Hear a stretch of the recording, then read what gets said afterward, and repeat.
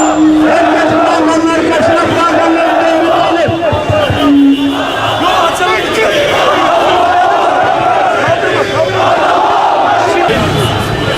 Balkonlar karşına yavaş yavaş yürüyelim. Herkes telefonunu süperli açsın kardeşler. Herkes telefonunu süperli açsın.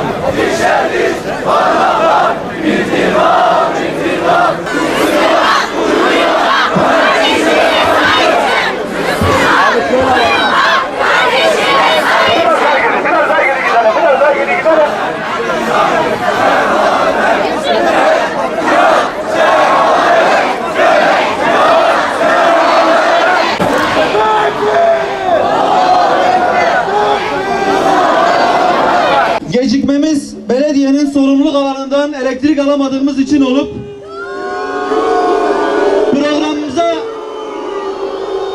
programımıza devam edeceğiz. Sizlerden ricamız provokatif hareketlerden tüm kardeşlerimizin uzak durmasıdır. Sakın Allah'ı zalimlerin yaptıklarından habersiz sanma. Onları yalnızca gözlerin dehşetle belireceği bir güne ertelemektedir. İsrail'in güvenli bölge olduğunu iddia ederek masum sivilleri sürdüğü Gazze şeridinin Refah kenti dün gece katil Siyonist rejim tarafından tonlarca bomba kullanılarak büyük bir katliama daha sahne oldu. Kısıtlı imkanlarla kurulan derme çatma çadırlar içerisinde bulunan masum sivillerle birlikte tüm çadır yakıldı. Bu ağır trajedide 100'den fazla kardeşimiz şehit oldu. Yüzlerce kardeşimiz de yaralandı. Bu faşist saldırıda çoğu feci bir şekilde yanarak can veren çocuk ve kadınların kan donduran görüntüleri kor ateş olup yüreğimizi yaktı. İşgalci Siyonist rejim insani değerlere ve uluslararası hukuka aykırı bir şekilde sivillerin yaşam hakkını her türden kuralın ihlal edildiği, her ayrıntısı planlı bir vahşet olacak şekilde gerçekleştirdi. Bugün tam 234 gündür saldırılarına aralıksız devam eden, karşısında hiçbir güç ve otorite tanımayan, aleyhinde sonuçlanan, hiçbir uluslararası yaptırımı kabul etmeyen Siyonist rejim gerek insan haklarını gerekse de uluslararası sözleşmeleri ihlal ederek soykırım suçu işlemeye ısrarla devam etmektedir. Birleşmiş Milletler, uluslararası yardım kuruluşları ve sivil toplum kuruluşları şimdiye kadar Gazze'ye çok sınırlı ölçüde insani yardım sağlayabildi. Bu yardımlar bölgede açlığın, yetersiz beslenmenin ve hastalıkların yol açtığı ölümcül kısır döngüyü kırmak için yeterli olmadı. Ve maalesef Gazze'li kardeşlerimiz kaderlerine terk edildi. 7 Ekim'den bu yana 77 bin ton patlayıcının kullanıldığı Gazze'de 87 bin konut tamamen yıkılmış, 1 milyonu aşkın kardeşimiz yerinden edilerek Refah sınır kapısına sıkıştırılmıştır. Son günlerde Uluslararası Ceza Mahkemesi tarafından Siyonist rejim aleyhine verilen kararlar ile sözde olumlu adımlar atılmışsa da verilen kararlar Siyonist rejimin saldırılarını etkilememiştir.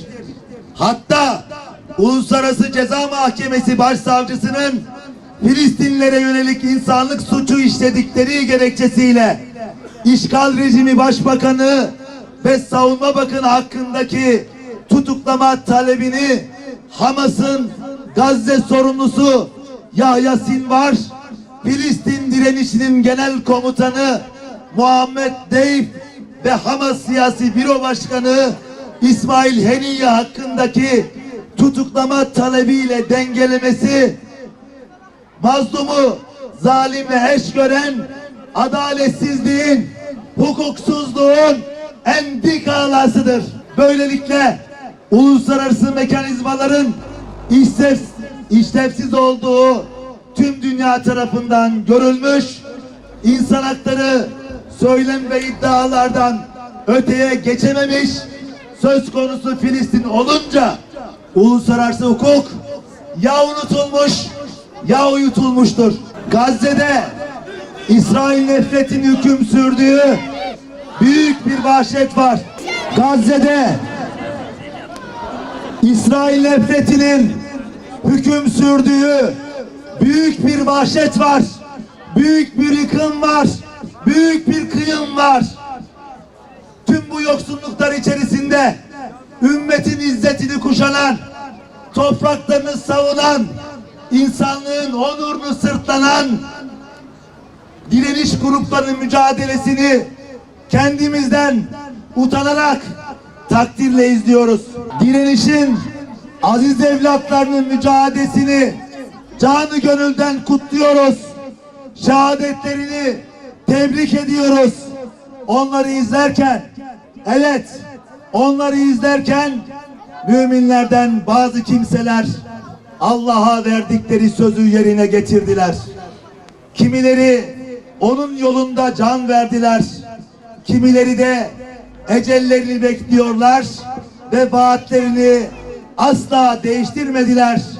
Ayeti gözlerimizde ve gönüllerimizde canlanmaktadır. Biz Müslümanlara yakışan, inancımızın bizlere emrettiği tavrı kuşanmaktır.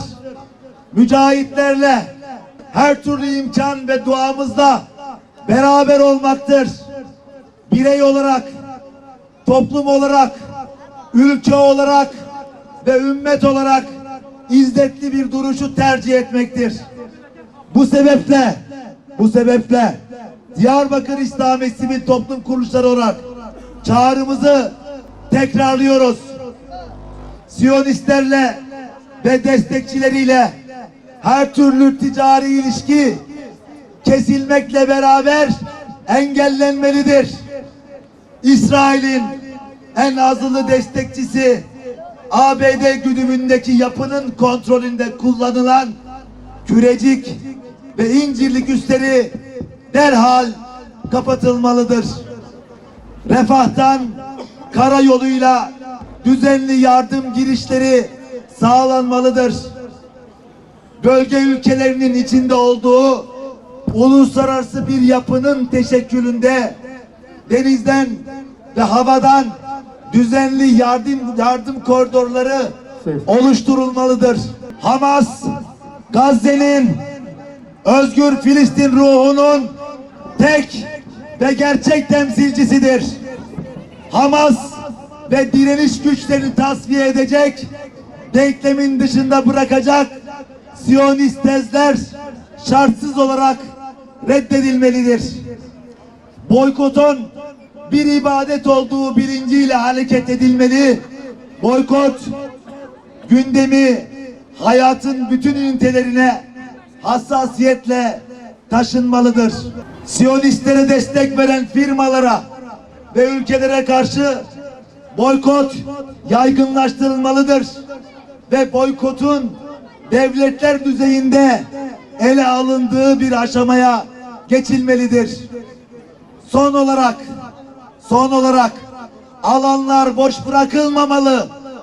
Eylem sahaları ve başlıkları çeşitlendirilerek direnişe destek vermeye devam olunmalıdır. Ve burada hep birlikte haykıralım. Hep birlikte lütfen Allah rızası için hançerinizi yırtana kadar, avazınızın çıktığı kadar bağıralım. Direniş hareketlerine selam olsun. Şehit İzzettin El-Kassam'a selam olsun. Şeyh Ahmet Yasin'e selam olsun. Selam olsun. Şehit Abdülaziz Rantisi'ye selam olsun. Selam olsun. Dedesinin göz bebeği Rim'e selam olsun. Selam olsun. Direnişin yiğit erkeklerine selam olsun. Selam olsun. Sabrı kuşanan yiğit kadınlara selam olsun. Selam olsun. Göz bebeklerimiz, şehit çocuklarımıza selam olsun. Selam olsun.